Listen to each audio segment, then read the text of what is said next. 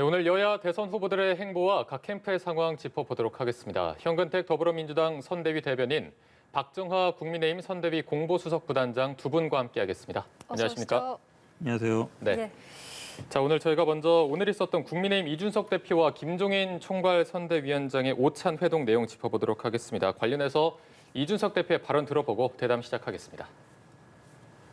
특기할 만한 입장 변화는 없고, 제가 봤을 때는 김종위원장과 상황 공유 정도 하고, 그 정도였습니다. 특기할 만한 입장 변화는 없습니다. 만나실 생각은 없습니다.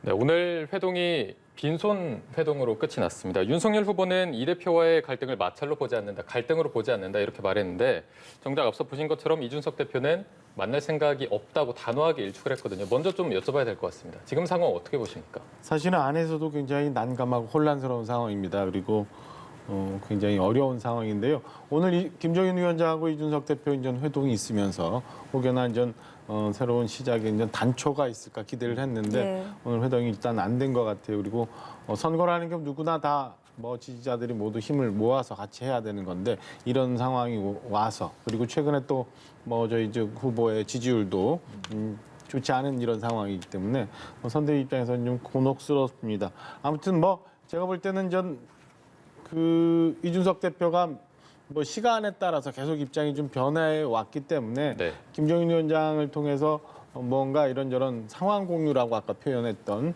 얘기들이 있었을 테니까요. 저는 김종인 위원장 통해서 후보와 얘기가 좀 마지막 될 수도 있는 부분이 있고 그래서 이제 후보의 리더십이 좀 발휘돼야 되는 그런 시점 아닌가 싶은 생각입니다. 어찌 됐건 굉장히 우려스럽고 걱정스러운 상황인데 이 국면이 잘 넘어갈 수 있도록 저는 대표도 그렇고 김종인 위원장도 그렇고 후보도 그렇고 혼자 몸이 아니고 지금 굉장히 중요한 대선을 치른다는 이 목적의식을 갖고 좀 상황이 임해줬으면 하는 바람을 선대에 있는 조그만 사람으로서 좀 기대를 가져봅니다. 네, 지금 민주당도 이번 회동 굉장히 주의 깊게 보셨을 네네. 것 같은데 네. 지금 상황 어떻게 판단하십니까?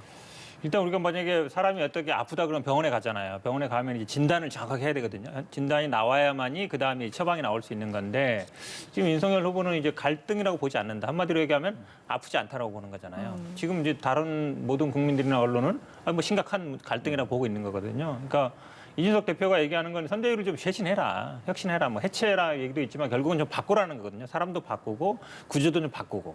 근데 윤석열 후보는 어제 또 오늘 얘기하는 거 보면 바꿀 생각 없다. 거기 딱 충돌하는 거거든요. 그러면 결국은 어떻게 바꿀 거냐. 그러니까 예전 같으면 김종인 총괄위원장이 아마 바꾸겠다, 쇄신하겠다, 바꿔야 된다 이렇게 나왔을 거예요. 근데 지금은 그러지 못하고 있거든요. 그 원인은 제가 보기에 당연히 윤석열 후보가 원하지 않기 때문이다. 이제 그게 충돌하는 부분인데 결국은 윤석열 후보는 지금대로 가겠다는 것이고 이준석 대표는 바꿔야 된다는 것이고 그게 타협의 여지가 없는 거잖아요. 그러니까 결국은 거기서 타협이 돼야만이 만나든지 이게 의미가 있는데 다시 만나는 게 의미가 있겠습니까? 그리고 아마 이준석 대표 입장에서도 한번 나왔는데 아무런 그렇게 바뀌는 것도 없이 들어가기도 어려운 상황이거든요. 그러니까 이 바꿔야 된다, 안 바꾸겠다. 이거를 어떻게 타협을 할 거냐 이 문제가 굉장히 어려운 것 같습니다. 예, 해를 넘기지 않고 갈등이 봉합될 수 있을까 싶었는데 돌파구 마련이 쉽지는 않은 상황인 것 같고 글쎄요, 국민의힘 입장에서 지금 어떤 입장인지는 모르겠지만 예전 울산 회동 때처럼 좀 윤 후보가 조금 더 나서서 이렇게 좀 손을 내밀어야 한다라는 의견들도 있는 것 같아서 그 부분에 대해서는 어떻게 또 생각하시는지. 예, 앞서 제가 결국에는 후보의 리더십이 필요하고 후보가 움직여야 될 시점이 아닌가라고 말씀을 드렸는데요.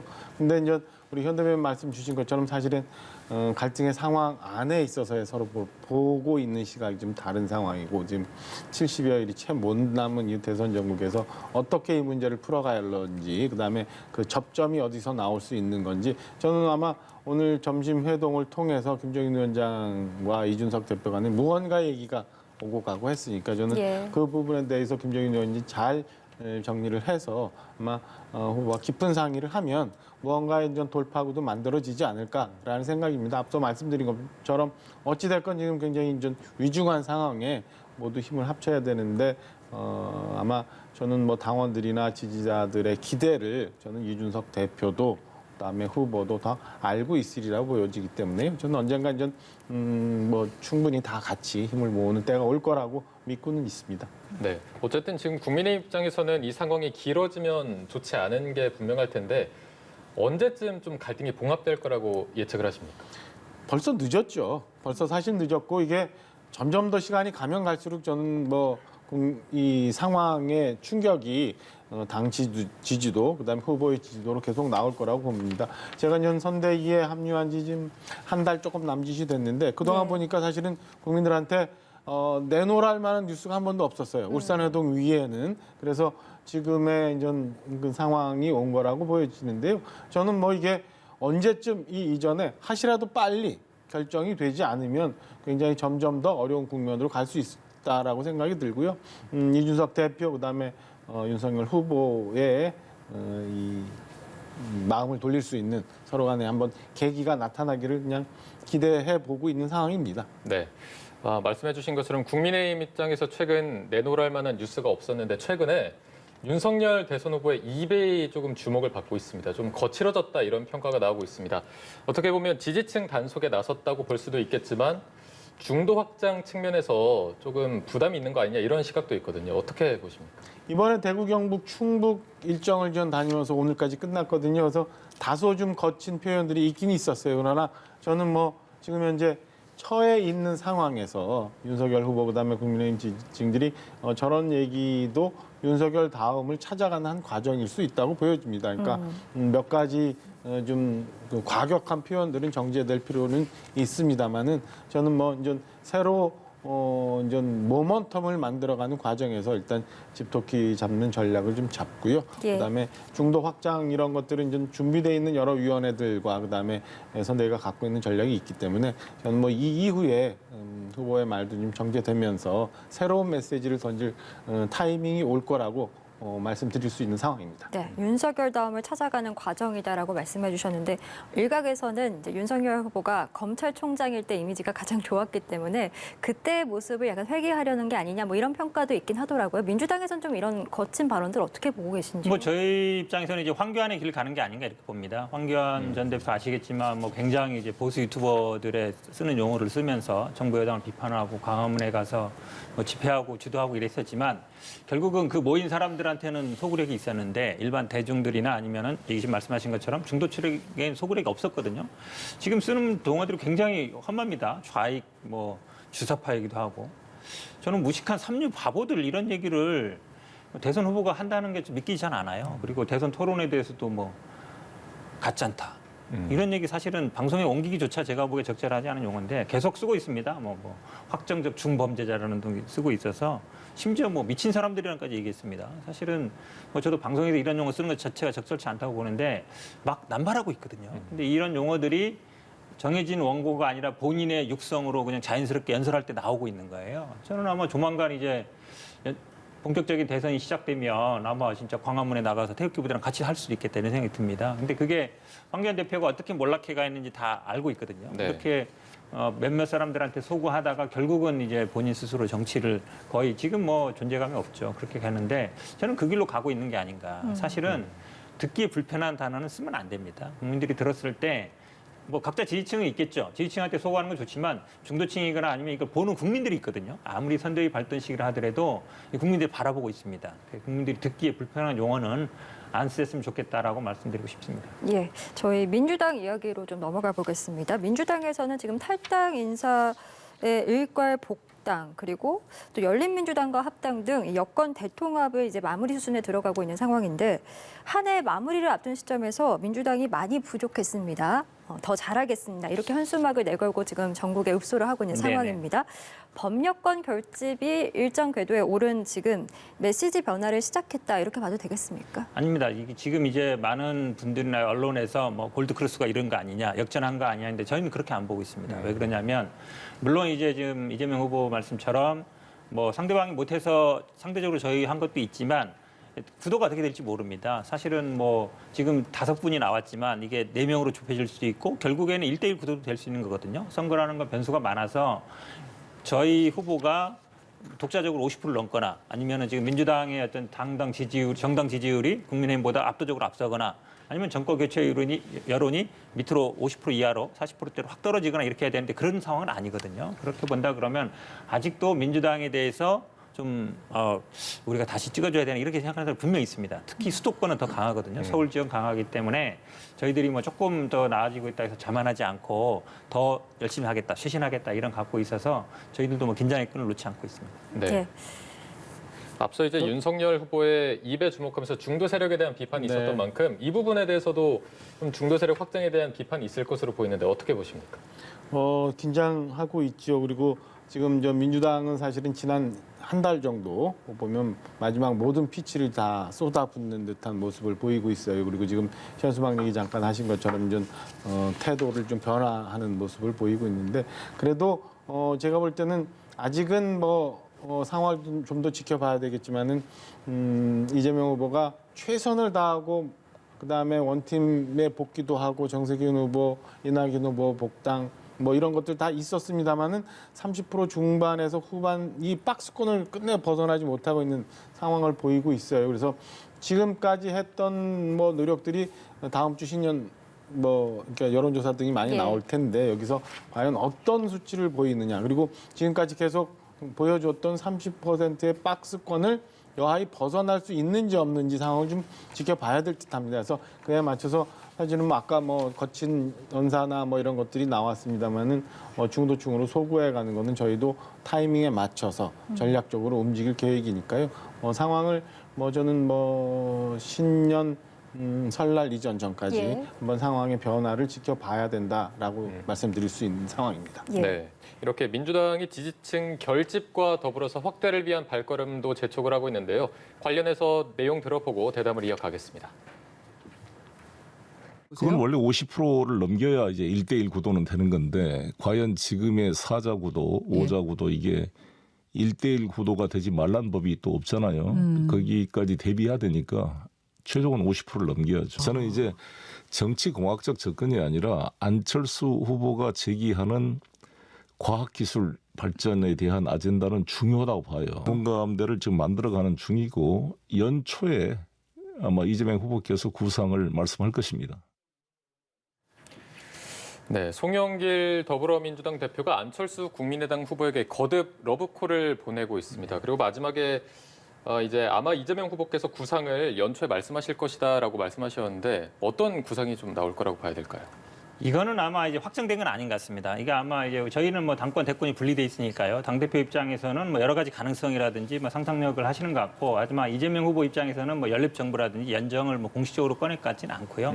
근데 어제도 밝힌 것처럼 인재 등용은 여야를 가리지 않고 하겠다라는데 그거하고 연립 정부 연정하는 건 조금 다른 문제입니다. 우리가 연정을 얘기한다 그러면 예전에 DJP 연합이나 이런 걸 생각하는 거잖아요. 그러니까 그까지는 아직 아닌 것 같고, 근데 안철수 후보라든지 김동연 후보라든지 다 염두에는 두고 있습니다. 저희들이 염두에 두고 있는 거 심상정 후보도 마찬가지고요. 왜냐하면 지금 송영길 대표 말씀처럼 1대1 구도가 될 수 있거든요. 그러면 어쨌든 중도, 그다음에 지금 군소라 그러지만 제3의 후보들도 다 연대 아니면 단일화의 대상으로 여기는 거라서 그런 툴로 보시면 되겠다. 아직 이게 후보 입장에서 공식적으로 연정을 제안하거나 그렇지는 아직까지는 계획이 없는 것으로 알고 있습니다. 네, 국민의힘 입장에서는 이런 민주당의 움직임을 어떻게 보고 계신지요? 앞서 말씀드린 것처럼 사실은 지금 그 후보의 말씀과 대표의 말씀이 조금 다른 결을 갖고 있어요. 근데 말씀드린 것처럼 지금 현재까지의 노력들의 한계를 좀 인정하고 있는 것 아닌가라는 분석을 좀 해봅니다. 그러니까 이재명 후보 독자적으로는 박스권 내지는 50%에 접근하기가 어려운 상황이라 끝내는 열린민주당과의 합당처럼 끝내는 다른 세력과의 합당, 연립, 연정 이런 것들 통해서 이 국면을 벗어나려고 하는 것 아닌가라고 해석이 들어요. 근데 지금까지 쭉 보면 안철수 국민의당 대표가 최선을 다해서 지금 독자적으로 대선 레이스를 하고는 있습니다만 지난 4.7 재보궐선거 이후 분명히 본인이 얘기했던 것이 있기 때문에 예. 가장 중요한 것은 정권 교체다라는 점을 분명히 얘기를 하고 있었기 때문에 저는 송영길 대표의 저런 모습 그리고 이에 대한 이재명 후보의 반응이 서로 다른 게 결국에는 안철수 대표에 대한 짝사랑 내지는 성사되기 어려운 상황을 좀 몰고 가고 있는 것에 대한 엇박자 아닌가 이렇게 해석을 합니다. 예, 성사되기 어려운 측면을 말씀해 주셨는데 말씀해 주신 것처럼 안철수 후보는 좀 진영이 다른 감이 있고 계속해서 송영길 대표가 러브콜을 보내고는 있지만 헛된 꿈 꾸지 말라 이렇게 지금 선을 긋고 있는 상황이거든요. 이게 이제 송영길 대표에게는 진정성이 있는 건지 아니면 좀 정치적으로 이거 접근하는 건지 좀 헷갈려하시는 분들이 많은 것 같습니다. 그러니까 뭐 내막은 잘 모르겠지만 뭐 얘기가 있을 수도 있습니다. 전혀 얘기가 없이 뭐 뜬금없이 얘기 안 할 수 있는 거고요. 근데 이제 제3의 후보들 입장에서는 뭐 단일화를 한다, 연정을 한다 그러는 순간 이제 지지율 빠지거든요. 더구나 지금 안철수 후보 입장에서는 윤석열 후보가 약간 빠지는 지지율을 흡수하고 있는 면도 있거든요, 분명히. 그렇게 본다 그러면 저는 뭐 정치인들의 하는 얘기는 숨겨진 얘기도 있다. 예. 다 얘기는 안 할 수도 있다. 저도 그 내막은 잘 모르겠습니다만 그래도 뭐 짐작한 데는 이제 상상력입니다만 그래도 네. 아무 얘기가 없이 또 뜬금없이 나오기는 쉽지 않은 얘기 아닌가. 왜 그러냐면 이 얘기가 국민의힘에서 나오는 거는 정상적일 수 있어요. 지금 말씀하신 것처럼 지난번 서울시장 경험도 있고 예. 그러다 보니까 그때도 뭐 줄다리기를 많이 했잖아요. 근데 반드시 안철수 후보가 국민의힘과만 함께 할 수 있는 거냐. 이제 그거에 대해서 어느 정도 또 얘기를 하는 거거든요. 그러니까 민주당도 염두에 두고 있다. 저희 내부에서도 안철수 후보도 당연히 염두에 된다는 얘기를 했을 때 예. 대부분의 사람들이 동의를 합니다. 그런 상황이라는 거는 말씀드리고 싶습니다. 예, 알겠습니다. 저희 이번에는요, 신년 특별사면 복권 대상에 포함된 박근혜 전 대통령 사면과 관련해서 이야기 나눠보겠습니다. 이제 오늘 새벽 0시에 석방이 됐는데 윤석열 국민의힘 후보가 이제 박 전 대통령 건강 회복됐으면 네. 좋겠다, 직접 만나고 싶다 이렇게 말하기도 했는데 윤석열 후보에게는 지금 계속해서 책임론이 따라다니잖아요. 이 문제를 해결해 나가야 될 텐데 어떻게 좀 전망하시는지요? 그건 후보가 뭐 여러 기회를 통해서 이미 말씀을 한 바가 있으니까 공직자로서 그때 주어진 직분에 따라서 어쩔 수 없는 상황이었고 예. 인간적으로 굉장히 미안하다. 그리고 언젠가는 박근혜 대통령을 한번 뭐 뵀으면 좋겠다 이런 얘기를 했는데요. 저는 지금 뭐 이미 국민의힘 지지자나 윤석열 후보를 지지하는 많은 분들이 과거에 있었던 박근혜 전 대통령의 탄핵, 이에 의한 탄핵의 강은 사실은 넘어가고 있다는 예. 생각입니다. 그래서 어젯밤에 사실은 일부 친박단체나 아니면 반대하는 분들이 이제 병원 앞에서 이런저런 시위를 했는데 저는 역사적으로도 이제 박근혜 대통령은 이제 우리 모두 정치권에서는 좀 더 이상 자기중심적으로 활용하기 위해서 정치적으로 활용하는 일은 좀 없었으면 그래야 박근혜 전 대통령도 편안하게 이제 건강을 회복하고 그다음에 남은 생각을 좀 정리할 수 있는 기회를 주는 게 아닌가라는 생각입니다. 그래서 과거 박근혜 대통령이 탄핵이 될 때까지 크던 적건 책임을 지었던 많은 사람들이 지금도 여전히 박근혜 대통령에 기대서 뭔가 본인들의 정치적 노선이나를 도모하려고 하는 것들은 바람직하지 않기 때문에 지금이라도 중지하고 놔두는 게 옳다라는 생각을 저는 개인적으로 갖고 있습니다. 네, 지금 뭐 박근혜 전 대통령의 탄핵과 윤석열 후보의 관계를 때려야 뗄 수 없는 관계이기 때문에 민주당 입장에서는 이런 윤석열 후보의 문제를 풀어가려는 입장, 움직임 어떻게 분석하고 계십니까? 근데 저도 뭐 지금 박정환 대변인 견해 좀 동의하는 게 왜 그러냐면 지금 이제 몸이 안 좋잖아요. 그러니까 치료도 받아야 되고 지금 사실은 돌아갈 집도 없거든요. 이런 상태에서 자꾸 아마 여야에서는 정치적으로 한마디라도 들으려고 할 텐데 사실은 지금 대선 국면에서는 한마디 한마디가 굉장히 중요합니다. 민감할 수 있거든요. 그래서 저는 뭐 정치적인 행보는 안 하는 게 더 낫다고 봅니다. 왜냐하면 오해 소지가 있고 지금 당장 이 책에 쓰인 거에 대해서도 지금 뭐 딱 이제 권선동, 장제원 어찌 보면 윤석열 후보의 최측근 역할을 하고 있는 거잖아요. 윤핵관의 핵심 역할을 하고 있는데 탄핵에 찬성하고 이런 것들에 대해서 약간 서운함 표시하고 있거든요. 이러면 이거 자체도 논란이 돼요. 그럼 왜 갑자기 지금 윤석열 후보를 돕고 있는 그거랑도 연결이 되는 거라서 저는 굳이 이거를 정치적으로 해석할 필요 없다. 그리고 본인을 위해서도 정치적인 어떤 그 메시지라든지 안 내는 게 저는 더 낫지 않나. 그러니까 지금 현재 정치인은 아니잖아요. 그리고 사면 받은 지 얼마 어저께 받은 거니까 네네. 하루밖에 안 됐잖아요. 그리고 대선은 불과 2달밖에 안 남았고 이 2달간은 저는 정치적인 행보는 안 하는 게 본인한테도 좋을 것 같습니다. 일단 정치적인 행보는 안 하는 게 나을 것 같다라는 입장이신데 그럼 실제로 그런 게 안 나올 거라고 좀 보십니까? 일단 책이 나왔잖아요. 책이 물론 뭐 본인이 언제인지 모르겠지만 이제 서신 주고받는 답변에서 나온 거라서 아마 모든 얘기 나온 것 같은데. 네. 근데 이제 메시지를 내는 거는 지난번 총선 때는 이제 뭐 거대 야당 중심으로 단결을 해달라 이렇게 냈는데 모르겠습니다. 낼 수도 있겠지만 그게 꼭 어떤 영향력이 있을 것 같지는 않아요. 지난번 총선 때도 거대 야당 중심으로 가라고 했지만 실제로 큰 영향이 없었거든요. 그렇게 본다 그러면 이번 대선에서도 본인이 그렇다고 해서 뭐 윤석열 후보 도와준다는 것도 이상하고 그렇다고 뭐 민주당 이재명 후보 도와주는 것도 이상하잖아요. 그러면 오히려 애매한 상황에서는 가만히 있는 것도 본인의 향후의 여생을 위해서도 더 낫지 않은가라고 보고 있습니다. 네, 박 전 대통령의 앞으로의 정치적 행보, 그 발언 내용 어떻게 좀 보고 계십니까? 글쎄요, 뭐 직접 뵌 적이 없어서 제가 단언적으로 말씀드릴 수는 없습니다만 혹여나 이 시국에서 그다음에 건강이 조금 회복된 상황에서 정치적인 무언가의 발언을 하신다.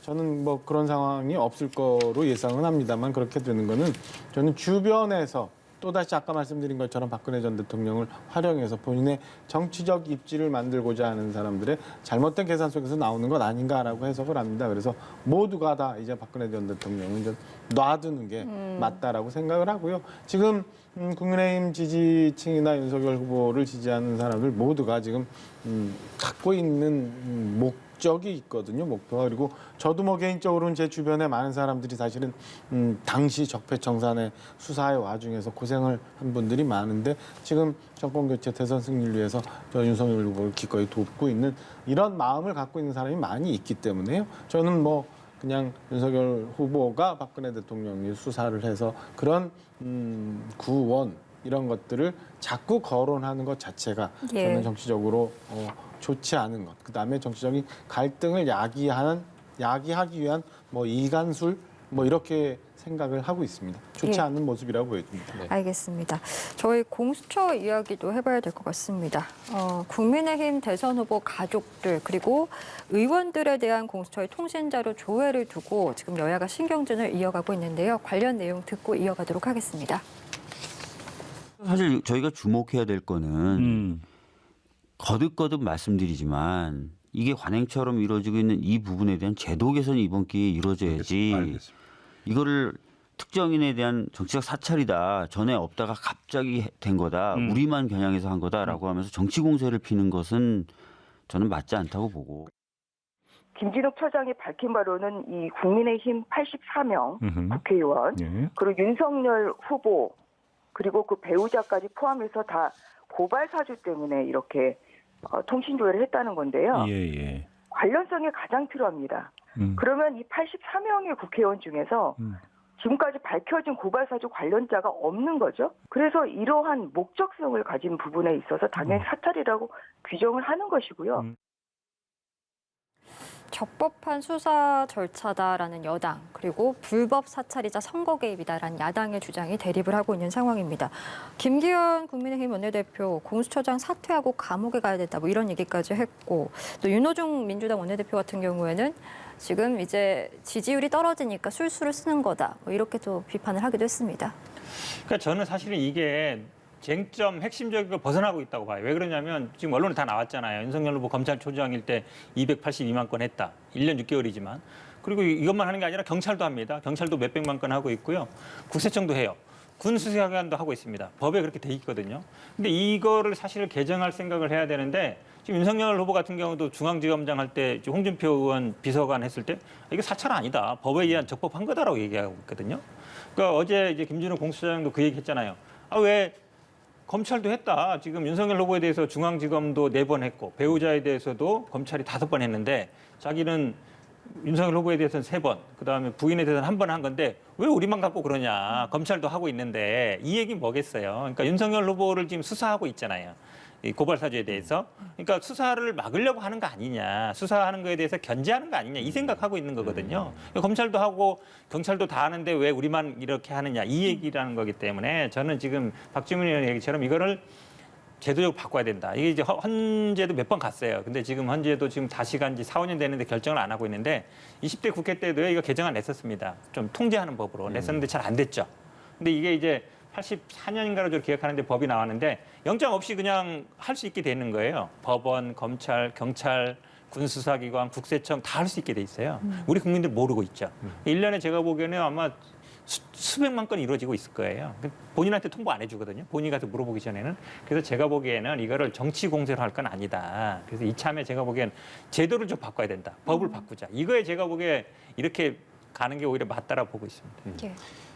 제도적인 측면으로 접근하고 있는 민주당에서는 저는 이 사안의 중요성을 잘 못 읽거나 혹은 호도하기 위한 것이라고 생각을 해요. 지금 윤석열 총장이 검찰총장 당시에 뭐 몇 건을 했다라고 얘기는 합니다만은 검찰 총장으로서 당시에는 굉장히 중요한 중대 범죄도 있는 거고 뭐 복잡한 금융 범죄도 있는 거고 이런 걸 모두 포함해서 280여 건이었고 그다음에 해당됐던 그 피의자 숫자가 사실은 280만 건에 못 미치는 것 같아요. 그러면은 전체 한 사람의 피의자당 뭐 한 번의 통신조회밖에 안 되는 예. 그런 상황인데 이거를 마치 왜 우리만 사찰이라고 몰아가느냐 그리고 윤석열 총장 때도 하지 않았느냐라고 얘기하는 김준호 공수처장의 인식은 저는 공직자로서 굉장히 맞지 않다라고 보고요. 지금 사실은 한번 봐요. 그러니까 국회의원들 84명 조회한 거에 대해서는 고위 공직자 수사처이기 때문에 고위 공직자이기 때문에 했다 쳐요. 그러면 나머지 기자들은 어떻게 나온 거고요. 기자들의 모치는 왜 거기에 돼야 되는 거고. 그다음에 사실은 지금 뭐 야당 후보이긴 합니다만 윤석열 총장도 자연의 상태고 배우자도 자연의 상태.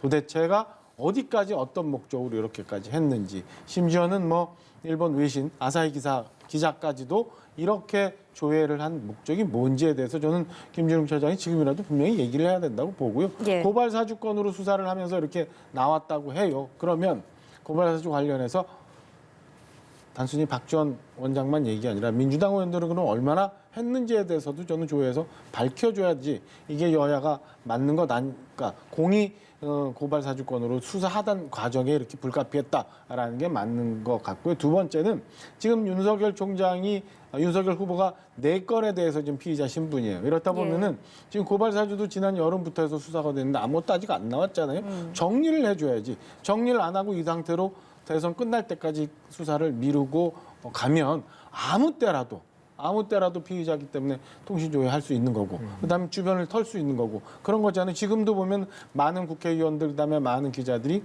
10월 달 통신조회를 합니다. 고발사주권은 그 이전에 훨씬 전에 이루어진 건이고요. 도대체 저는 김준우 공수처장이 어떻게 저런 식으로 이렇게 얘기를 할 수 있는지 그다음에 민주당에서 이게 단순히 어때 제도 개선 차원이라고 얘기를 하는지 납득할 수가 없어요. 이거는 민주주의 사회에서 저는 있을 수 없는 일이라 명명백백하게 어떤 방법을 통해서라도 확인이 돼야 되고 국민들한테 알려줘야 되는 내용이라고 생각을 합니다. 조금 반박을 하면요. 네네. 고발 사주권을 보시죠. 어쨌든 손준성 검사에서 김웅 검사로 가는 건 맞아요. 근데 의원이죠. 김웅 의원에서 지금 어떻게 이게 고발장이 전달돼서 검찰에까지 갔는지는 아직 확인 못 하고 있습니다. 안 되고 있는 거거든요. 결국은 당으로 들어간 건 맞아요. 그 당시 의원이 그 당시 출마자였으니까 그게 여러 가지 얘기가 있죠. 뭐 정점식 의원한테 갔나느니 보좌관한테 갔나느니 어쨌든 근데 나중에 당을 통해서 검찰로 고발이 됐잖아요. 그럼 그 과정을 봐야 되는 거거든요. 그러면 당연히 국회의원이나 보좌관들이 대상이 될 수밖에 없습니다. 왜냐하면 김웅 의원은 다 받은 것도 기억 안 난다, 모르겠다 하고 이런 거거든요. 그럼 수사관 입장에서는 김웅 의원이 어떤 사람하고 전화를 하고 어떻게 자료를 작업하는지 안 볼 수가 없어요. 지금 그다음에 기자들 얘기했는데 기자들이 공소장 유출 문제거든요. 어쨌든 보도가 됐잖아요. 공소장이라는 거는 본인이 받기 전에는 공개가 안 됩니다. 근데 이게 어떤 식으로 해서 공개가 됐어요. 그럼 당연히 그 수사를 했던 검사, 그 검사가 또 통화했던 기자 볼 수밖에 없잖아요. 그럼 기자가 왜냐면 어쨌든 그게 나왔잖아요, 언론에. 그러면 검사와 기자 통해서 나왔을 것이다 라는 거 추측이 되잖아요. 그럼 볼 수밖에 없는 거예요. 근데 그 사람들이 제가 했습니다라는 사람 하나도 없잖아요. 그럼 그 검사랑 통화한 사람들 다 볼 수밖에 없는 거예요. 그러니까 이거 수사 과정 중에 나온 거기 때문에 말씀처럼 대선을 앞두고 이 고발 사주가 대선 앞두고 나온 게 아니잖아요. 이 실체를 못 밝히고 있어요. 사실은 말씀처럼.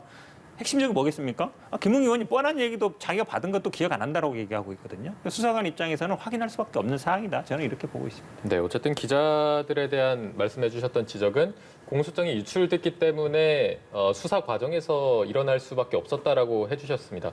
여기에 대해서 좀 어떻게 반박을 저는 하시겠습니까? 그래도 납득할 수 없어요. 기자들이 어떻게 공수처 대상이 되는지 한번 확인해 볼 필요는 있고요. 그다음에 뭐 공소장 유출이라고 하지만 그게 이렇게 확인이 안 되는 과정 속에 몇 달씩 계속 수사를 해야 되는 건인지 이해할 수가 없어요. 그러면 결과적으로는 아까 말씀드린 것처럼 이 사건 수사를 위한 빌미로 나머지들을 다 쳐다보고 있다는 얘기밖에 안 되는 거거든요. 그래서 김진욱 처장의 답변이 잘못됐다. 그리고 두 번째는 검찰이 통상적으로 통신조회를 하는 경우는 굉장히 여러 단계의 수사를 통해서 문제가 있을 것으로 예상되는 한두 건에 대해서 통신조회를 하는 거거든요. 이거는 이렇게 무작위적으로 통신조회를 하는 거는 공수처가 수사 능력도 없는 거고 기법도 없는 거고 그래서 뭐 인력을 늘려주고 뭐 시간이 지나야 된다? 없다라고 얘기하기에는 그 정치적 충격이 너무 큰 상황이라 저는 이 건에 대해서 뭐 심각하게 보고 정치권에서도 대응을 해야 되고 청와대도 분명한 입장 정리가 있어야 된다고 생각을 합니다. 간단히 말씀드리면요. 사실은 이제 뭐 아시겠지만 고발 사주의 그 고발장의 피해자가 윤석열 후보 본인 또 부인도 돼 있잖아요. 그럼 당연히 고발장을 작성할 때 부인하고 그 고발장을 작성한 사람과 통화를 했는지 여부를 물어볼 수밖에 없잖아요. 왜냐하면 부인이 피해자로 돼 있기 때문에 그런 거거든요. 공소장 유출도 마찬가지입니다. 사실은 지금 말씀처럼 뭐 무분별하게 하면 안 되지만 실제로 안 밝혀지고 있어요. 안 밝혀지면 수사를 할 수밖에 없는 겁니다. 그러니까 고발 사주 같은 경우에도 저는 아마 김웅 의원이 자초한 측면이 크다. 본인이 뻔히 아는 것도 지금 아니라고 발뺌하고 있으니까 어떻게 합니까? 수사기관에서는 밝히려면은 조사할 수밖에 없는 거죠. 그런 상황이라고 보고 있습니다. 밝히지 못하는 수사를 그럼 언제까지 할 건지 한번 물어보고 마지막으로 싶어요. 정리해 주시죠. 그러니까 지금 현재는 정치적인 목적을 가지고 수사 종결을 안 하고 있는 거라고밖에 볼 수 없는 상황이라고 저는 뭐 해석을 합니다. 소환한다 그랬으니까 소환하면 예. 성실히 조사에 응하면 될 것 같아요. 네. 알겠습니다. 저희 정치 현안들 오늘 두 분과 함께 이야기 나눠봤고요. 현근택 더불어민주당 선대위 대변인 그리고 박정아 국민의힘 선대위 공보수석 부단장과 함께했습니다. 오늘 말씀 고맙습니다. 고맙습니다.